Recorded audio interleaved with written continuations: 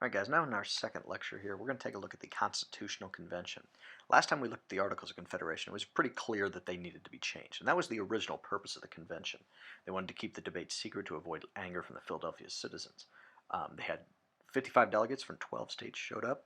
You had people from just well-known names were involved. You had George Washington, who was elected to be the president of the Constitutional Convention, preside over the meetings and the debates.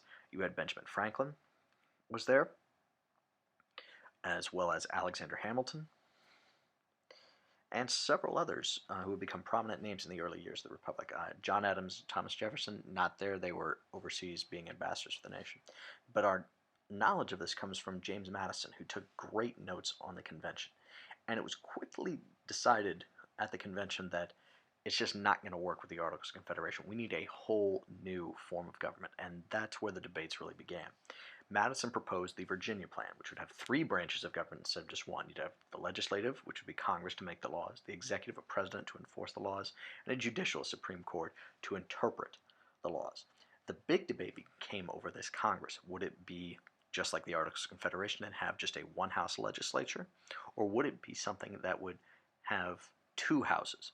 And Madison's idea was that there would be a two-house legislature. Now his had a little bit more structure to it, in that the lower house would elect the upper house, but essentially you would have based on population in both houses. Roger Sherman wanted the state legislatures to pick the members of Congress, and James Wilson wanted the people to elect the members.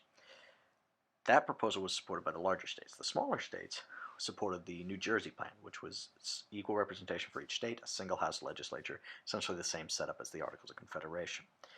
Eventually, after several debates, they worked out a compromise that you would have two houses of legislature, equal representation in the upper house, which would be the Senate, and based on population would be the House of Representatives, the lower house. This pleased both sides and allowed for a two-house legislature. The next question became, how do you decide who a person was?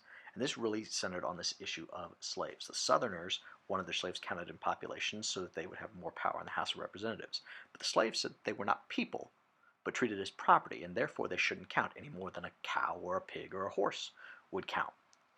And the other thing is that this would give the Southerners a break on taxes by counting them as people. But Northerners said no, they need to be counted as property. Eventually, the compromise was that the slaves would be counted as 3/5 of a person in population and for tax purposes, and that seemed to satisfy. As far as the slave trade, Northerners wanted to ban that. Southerners said that if you ban that, that will ruin the economy. The compromise was that after 1808, no slaves could be brought into the country, but they could be bought and sold within the country.